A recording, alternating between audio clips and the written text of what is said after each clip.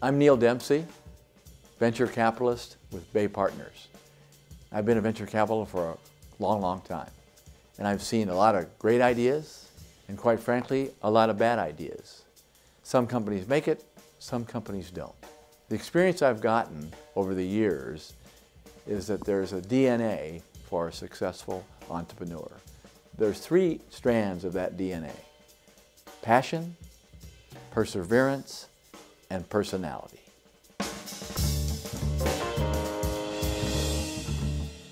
Every entrepreneur thinks they have the 3 strands of the DNA for a successful entrepreneur. The truth is, they don't. I know because I thought I had the DNA for a successful entrepreneur. I got the opportunity to be a CEO of a technology company in Silicon Valley. My lifelong dream. I was so qualified, I knew that I had no chance of failure. I was ready for this. I dreamed about this all my life. And you know what? After 1 year, that company failed. And it failed miserably. And it was all on me. I was responsible. It was a terrible feeling. Wasn't sure what was next. Through a combination of circumstances, I got opportunity number 2. Turns out the company lasted 2 more years than the first one, but it also failed.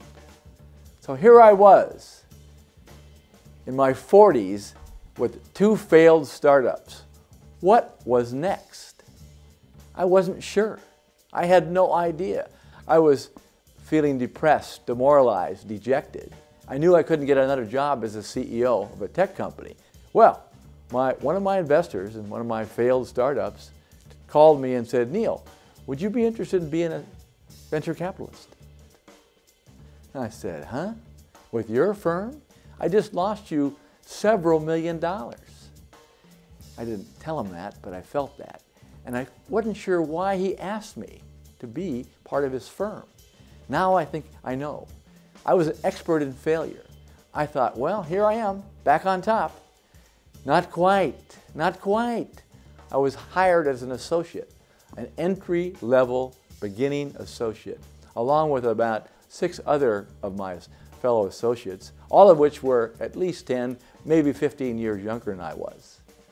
I thought, well, that's not fair. I was a successful corporate America executive, quote unquote. I was a failure at 2 startups. I had lots of worldly experience. So why wouldn't I be one notch above the trainees? Well, that's not how it works. So I went out and found opportunities to invest in. I looked for a lot of deals, went to a lot of conferences. So I found one. I met a very interesting entrepreneur. And what I really recognized in my meetings with him was he was passionate about the idea, passionate about the people that were working for him. And he had this vision of building this big, big, big company. I was struck by his passion because the company was just a coffee shop. So I take this idea back to our partnership. And I told them about this coffee shop chain. And they just laughed at me. They said, "Hey, Dempsey, this is a technology firm. You're a technology guy. You're bringing us a consumer idea and really a bad consumer idea? What are you, crazy? This is nuts. Now get out of here." Talk about a bad idea. Coffee shops? Nobody cares about a coffee shop at all.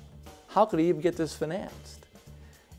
Turns out that I personally invested in this firm because I believed in the entrepreneur so much, in his passion and his vision. That entrepreneur turned out to be Howard Schultz, the founder of Starbucks.